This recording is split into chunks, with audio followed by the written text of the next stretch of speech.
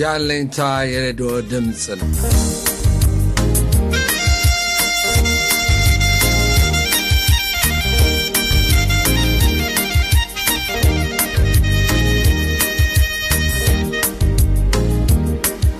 የአለኝታ ሬዲዮ በይሳቅ ድረስ የበጎ አድራጎት ድርጅት የሚዘጋጀው የአማርኛ ፕሮግራም ዘወትር ቅዳሜ ከሰዓት በኋላ በኤም 900 አየር ሞገድ ከ9 ሰዓት እስከ 9 ሰዓት ተኩል ድረስ በሎስ አንጀለስና በአካባቢው ለሚኖሩ ኢትዮጵያውያን ህብረተሰብ የሚያስተላልፈውን ዝግጅት እዚህ ላይ ይጀምራል።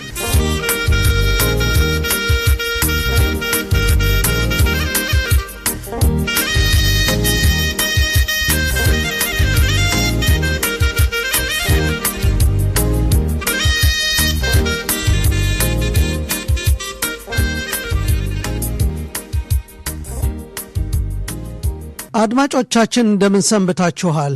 የዛሬውን ዜና ዝግጅት የማቀርብላችሁ ኖህ ገብረ እግዚአብሔር ነኝ። በመጀመሪያ ዜና የኢትዮጵያ ስፖርትና የባህል ፌዴሬሽን በሰሜን አሜሪካ 30ኛ ዓመት በዓሉን ከሰኔ 23 2005 እስከ ሰኔ 30 2005 ዓመተ ምህረት ድረስ በደማቅ ዝግጅት ያከብራል። ፌዴሬሽኑ ካሉት ፕሮግራሞች በየስቴቱ ያሉ ኢትዮጵያውያን በያሉበት አካባቢ ሆነው የስፖርት ቡድን በማቋቋምና እነዚህም ቡድኖች በቡድን ተደራጅተው ለውድድር ራሳቸውን ማዘጋጀት ሲሆን የቡድንም አባላት ዓላማ ወጣቶች ሙሉ ኢትዮጵያዊነት መንፈስ የተላበሰ የቡድን ስሜት ኖራቸው ዝግጅቱን ኢትዮጵያዊ ስሜት እንዲኖረው በማድረግ የወከሉትን ቡድን ወይም ስቴት ለውጤት ማብቃት ሲሆን ይህን ለአንድ ሳምንት ተወዳዳሪ ቡድኖች በደረጃ የሚለያዩበት ነው። ይህም ቀን ልዩ የሚያደርገው ደግሞ የኢትዮጵያ ቀን መሆኑ ነው።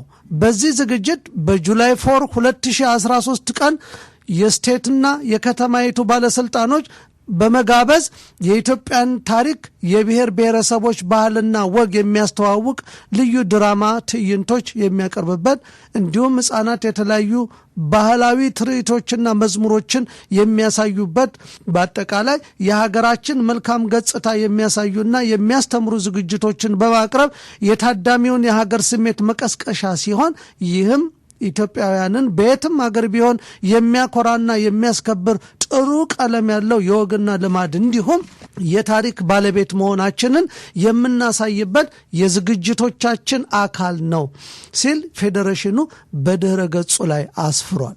በተጨማሪም ፌዴሬሽኑ በተለያየ ጊዜ ለተማሪዎች ለኤድስ ህሙማን እርዳታ ያደረገ ሲሆን ለንግድ ድርጅቶች ጎን ለጎን ለሃይማኖት ተቋማትና ለእርዳታ ድርጅቶች ያለ ክፍያ ቦታ በመስጠት ዓላማቸውን እንዲያስተዋውቁ ያደርጋል። በመጨረሻም የኢትዮጵያ ስፖርት ፌዴሬሽን በሰሜን አሜሪካ ይህን ያህል ዕድሜ ሲያስቆጥር ሁሉ ነገር ተመቻችቶለትና መንገዶች ሁሉ አልጋ ባልጋ ሆነውለት ሳይሆን ከጥንስሱ ጀምሮ የውስጥም ሆነ ከውጭ የሚመጣበትን ችግር ሁሉ ሊቋቋም የቻለው የመነጋገርና የመቻቻል ልማድ ያዳበረ በመሆኑ ነው።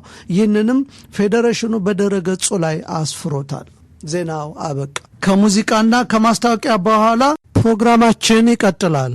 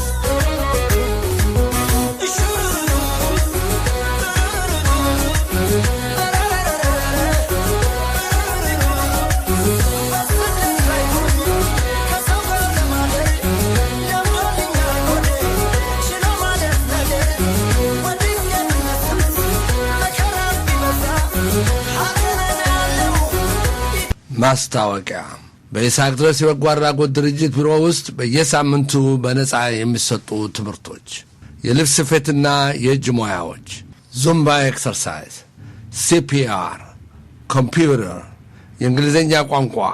በእነዚህ ትምህርቶች ውስጥ ለመሳተፍ የምትፈልጉ ሁሉ እንዲሁም ማንኛውም እርዳታ ለምትሹ በቢሮአችን አድራሻ የይስሐቅ ድረስ ፋውንዴሽን 6820 ላቴራ ቦulevard ስዊት 100 ሎስ አንጀለስ ካሊፎርኒያ 90045 በመምጣት ልትገለገሉ ትችላላችሁ።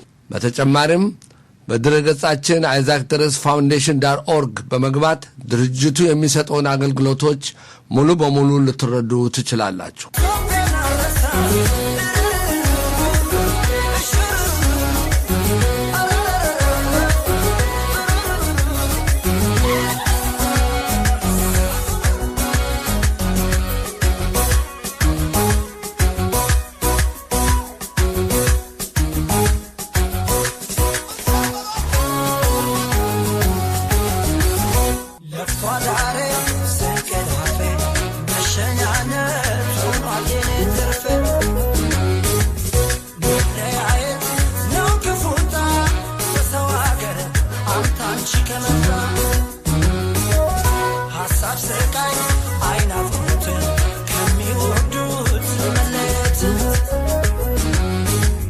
አድማጮቻችን ስለ ይስሐቅ ድረስ የበጎ አድራጎት ድርጅትም ሆነ ማንኛውም ጥያቄ ካላችሁ በስልክ ቁጥር 323 868 3299 ይደውሉ።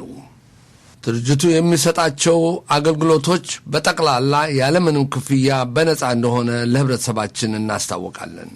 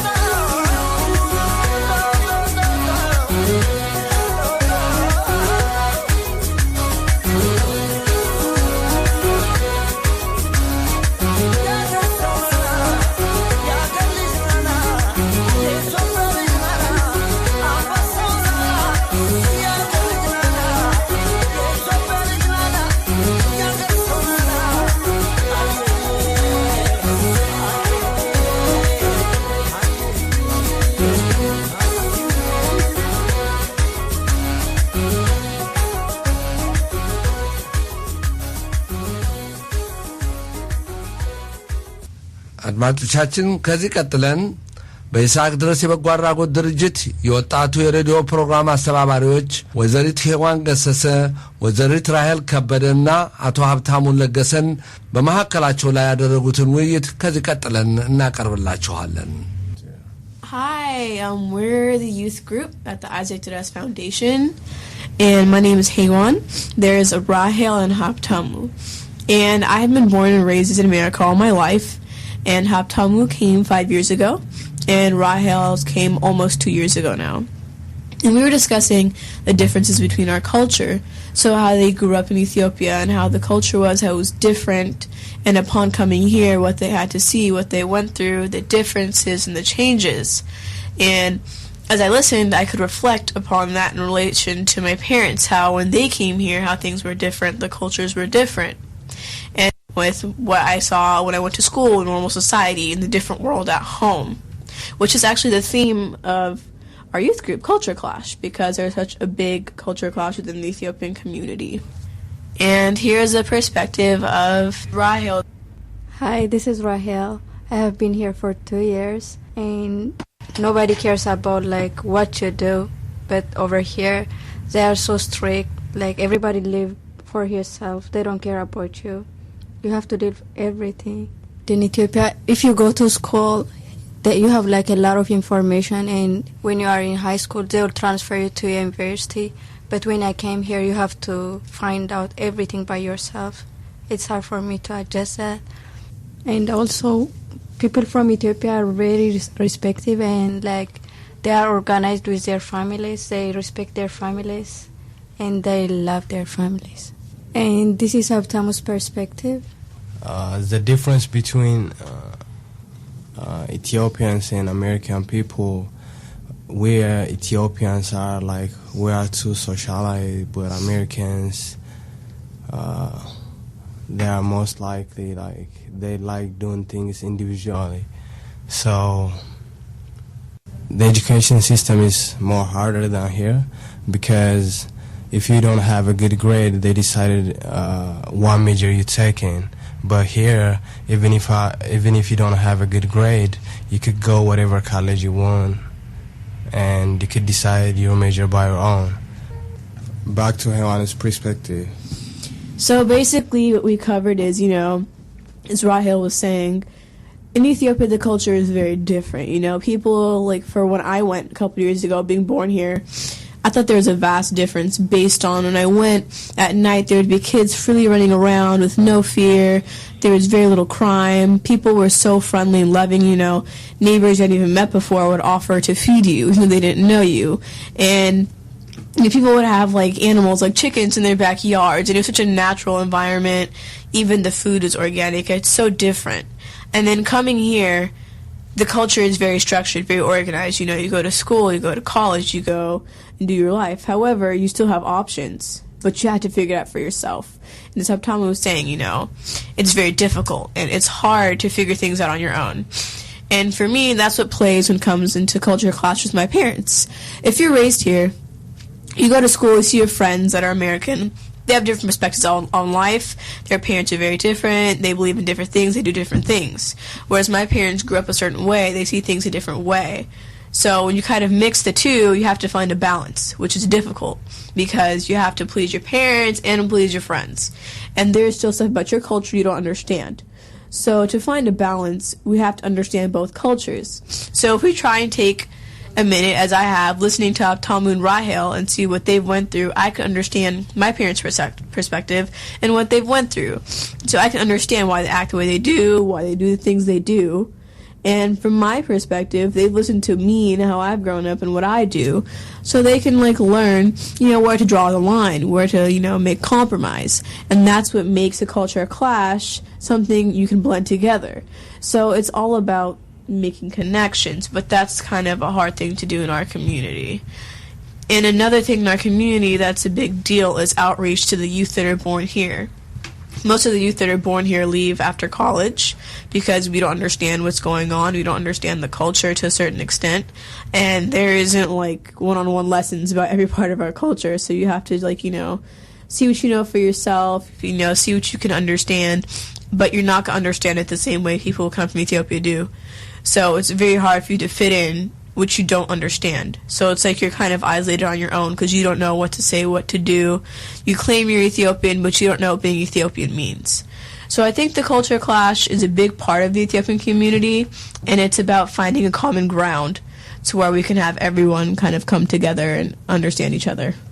So a big thing for me, for example, would be the Ethiopian Orthodox Church. I mean, there's Asian Muslims, and I'm not that very confused because there's a lot of Ethiopian culture within the religion. So first of all, the Mass is in Ge'ez, the ancient Ethiopian language, and for me, I'm still I think learning Amharic is an accomplishment, much less an ancient language, so it's kind of confusing. And the customs were kind of confusing at first because it's very early, it's at 7 in the morning, it's rain, so I don't know why we use it indoors.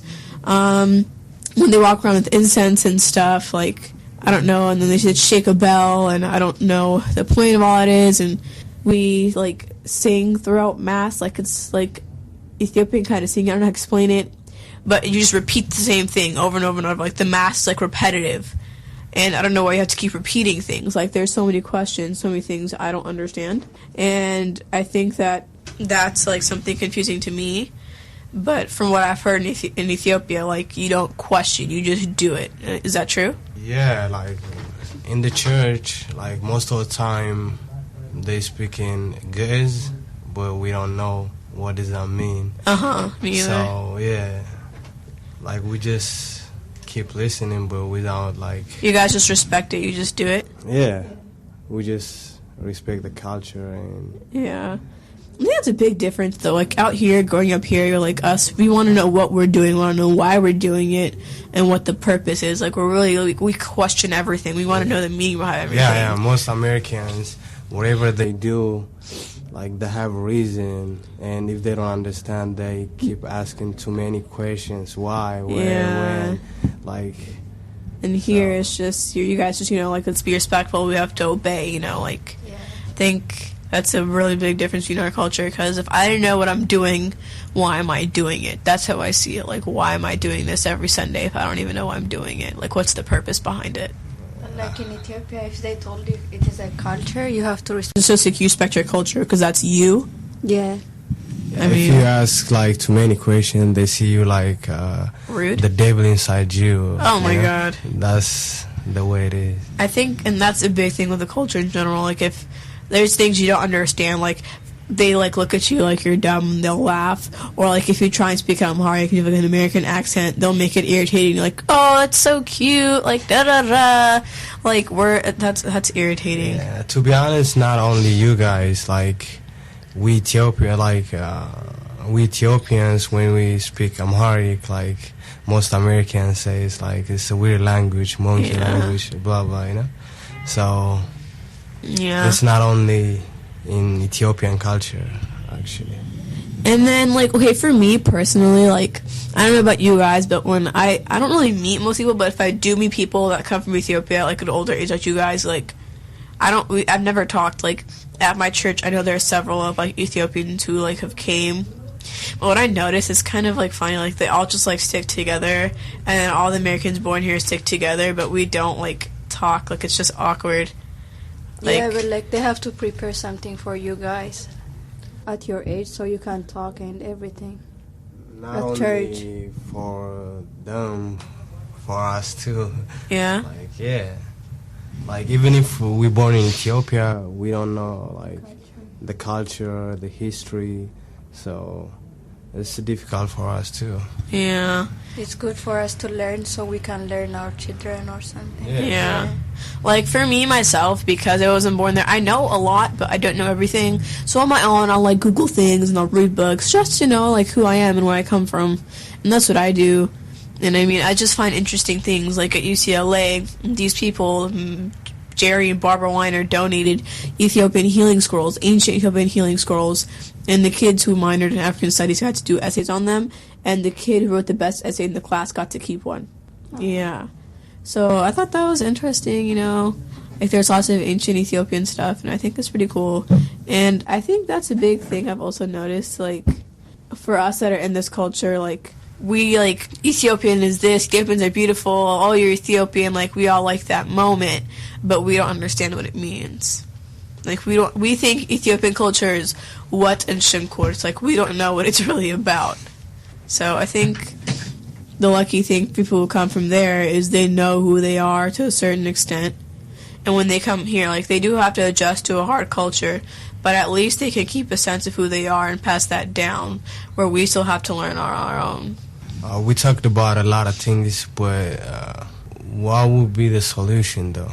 You just lay out everything on the table, like the differences, the things that happen, And if you put it out there and people actually listen, then they can sit there and, like, understand everyone's different perspective and do something about it. Like, there isn't a collective solution for all the problems within our community, because every aspect of our community, when it comes to religion, culture, people, there's so many different things. So you can't just find one solution, but you can work from each end and try and do everything on your own part and see how that turns out for you. How about like if it is a big Ethiopian community, so they can teach you like their culture? Like as I came from Ethiopia and I can tell you about Ethiopian culture and you can tell me about American culture, right? That will be good too. So like a community kind of thing? Yeah, community. Okay, I mean that'd be interesting. Like here, Isaac for adults, for children. Yeah, it's open to everyone though. I really like that. Yeah. So what you're saying is like Ethiopians who are born here can talk to you guys about the culture that we know. You can tell us about the culture that you've grown with. Yes. So kind of like an exchange. That'd be interesting. That will solve the problem, I think. Yeah, I mean, it won't solve the problem per se. I mean, there's plenty of problems, but it could, it could make a solution for one thing. We can like help each other out, which is a community coming together, which would be nice. Most Ethiopian community are focused on soccer, church, but there is no this kind of place like at that foundation before. So this foundation is a good for all of us. That's a good point. Yeah. Like all other like denominations, all other cultures, ethnicities, they all network and they'll help each other out, and they're such a big group. In Ethiopians, we don't have a really good solid foundation or a base to help each other out. All we know is like us, you at my respective church, mosque, whatever you do, or when there's like a wedding or a soccer tournament. I mean, that's all we meet up for, but there's never a general, like, Ethiopians up, Ethiopians out. And this is the first place I've actually seen do that. Yeah, because we Ethiopians, like, we focused on most likely social life. Mm-hmm. That's why we like every time we like gathering and eat food. Yeah. We're more focused on social things versus, like, really, like, controversial things or like really solid things. There's a lot of important things behind social life, but in reality, there's different things. Like the school system, I feel like even the kids who are born here, because their parents don't know, we have to teach ourselves and we have to find our own way. I mean, I was blessed enough to have my parents know to a certain extent, like my mom and my dad, they went to university so they know what to do, but there's still things that they didn't have to go through. They didn't have to take SATs, AP classes, things like that. They never had to go through that. So these are things you teach yourself, things you learn from your friends, from school, whatever you go through, you have to learn on your own. So I feel like in general there's just a big gap in the community, and it's about building the bridge. ከሙዚቃና ከማስታወቂያ በኋላ ፕሮግራማችን ይቀጥላል።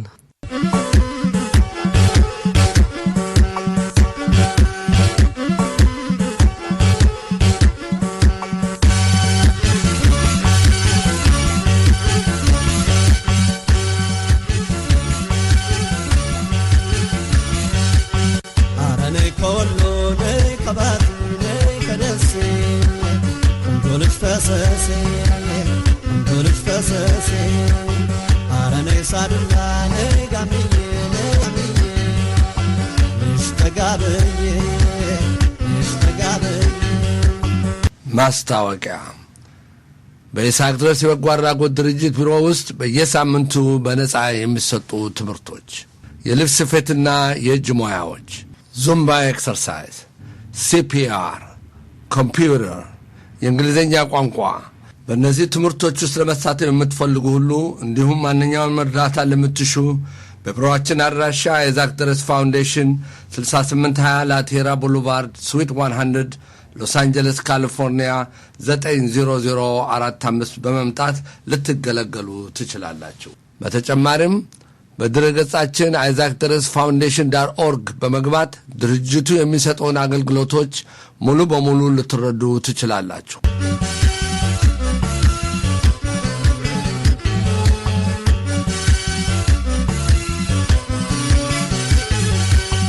እኔም ማለ ፍቅር መላ መላ አዲስ ተማሪ አሳይ መንገዱ መላ መላ አንቺ ሆነሽ ነው አይተሽ ወደርኩሽ መላ መላ ወድጀሽ አፈርኩሽ በእኔ ሞታ ብትሆኝ መላ መላ እንዴት ባሳዝን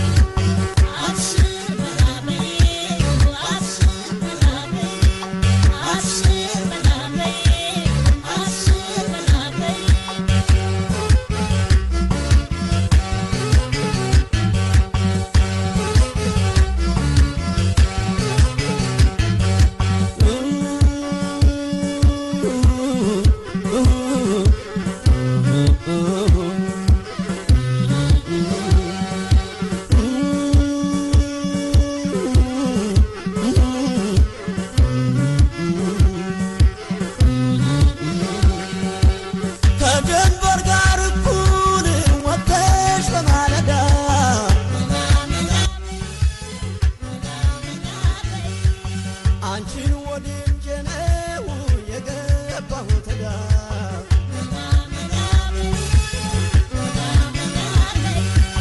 ነይ ነይ በጋሌዎ አረሬ ከመከ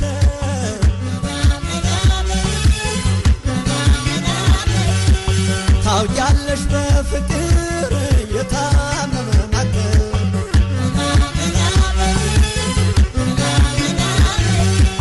ቀርቦ ማነጋገር እኔ ስለፈራሁ አንቺ ሆዬ ብዬ በሩቅ ስምሽን ጠራሁ ጠጋ ጠጋ ስልሽ በሰበብ አስባብ ናበይኝ ያለ ናበይኝ አርግቢ ኧረ ነይ ሳዱላ ኧረ ነይ ጋምዬ የፍቅር መድኃኒት ባውቃው ወዬ ያሳደገሽ አገር ወሎ ማር ዘነቡ ሰላምታው ያጠግባል አብሽርና ሪቡ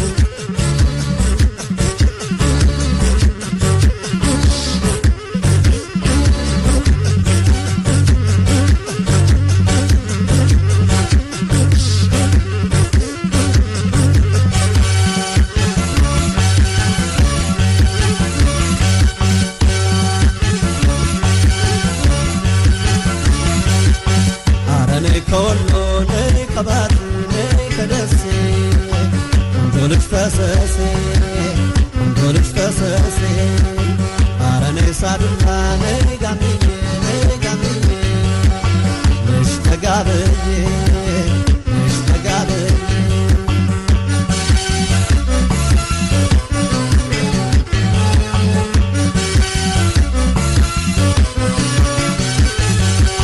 አጠገብሽ ስሆን መላ መላ ያሽኮረምመኛል ፊት ለፊቴ ሳጣሽ መላ መላ ስርቅሽ ያመኛል እኔ ስብከነከን መላ መላ ባይናፋርነቴ አንቺ ልባው አድማጮቻችን ስለ ይስሐቅ ድረስ የበጎ አድራጎት ድርጅትም ሆነ ማንኛውም ጥያቄ ካላችሁ በስልክ ቁጥር 323 868 3299 ይደውሉ።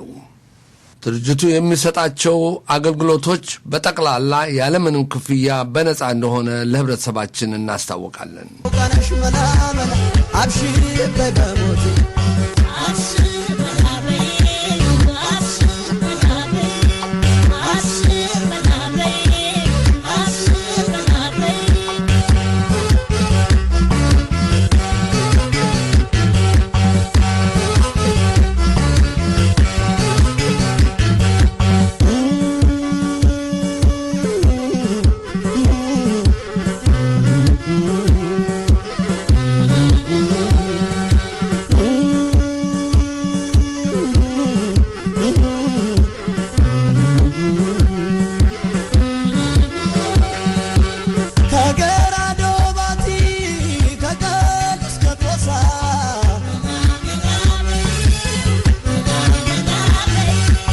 ያንቺ ስም አለበት እስከ መርሳ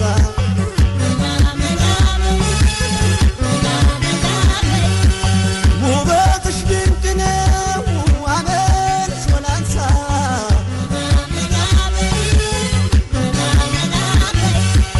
ታዲያ በምን አቅም ያንቺን ጉዳይ ደርሳ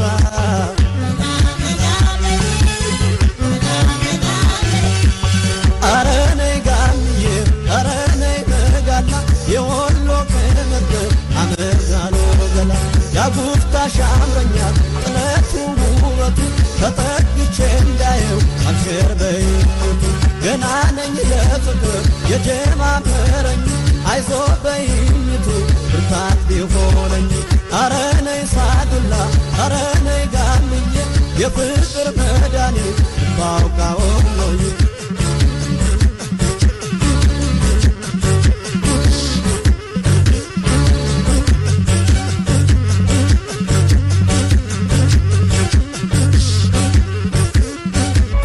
አድማጮቻችን በዛሬው ዕለት የይስሐቅ ድረስ የበጎ አድራጎት ድርጅት በየወሩ ለሆምለስ የሚያበላውን የምሳ ዝግጅት ባማረ ሁኔታ አዘጋጅቶ በሎስ አንጀለስ ሚሽን አዳራሽ ውስጥ አቅርቧል።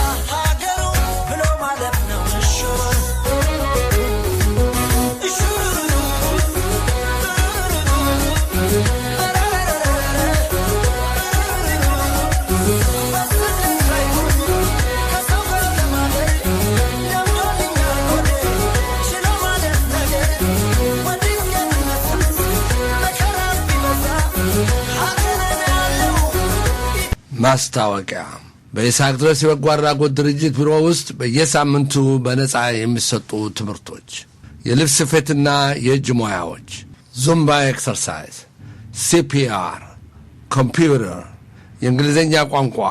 በእነዚህ ትምህርቶች ውስጥ ለመሳተፍ የምትፈልጉ ሁሉ እንዲሁም ማንኛውንም እርዳታ ለምትሹ በቢሮአችን አድራሻ የይስሐቅ ድረስ ፋውንዴሽን 6820 ላቴራ ቦulevard ስዊት 100 ሎስ አንጀለስ ካሊፎርኒያ 90045 በመምጣት ልትገለገሉ ትችላላችሁ። በተጨማሪም በድረገጻችን isaacdresfoundation.org በመግባት ድርጅቱ የሚሰጠውን አገልግሎቶች ሙሉ በሙሉ ልትረዱ ትችላላችሁ።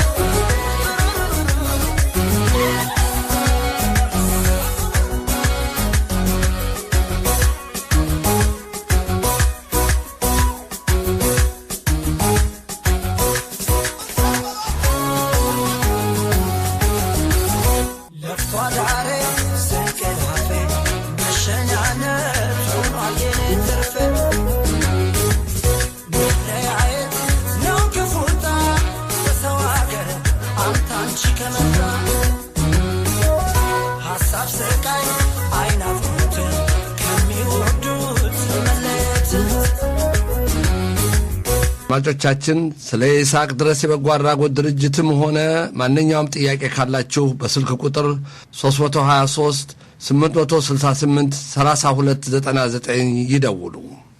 ድርጅቱ የሚሰጣቸው አገልግሎቶች በጠቅላላ ያለምንም ክፍያ በነጻ እንደሆነ ለህብረተሰባችን እናስታውቃለን።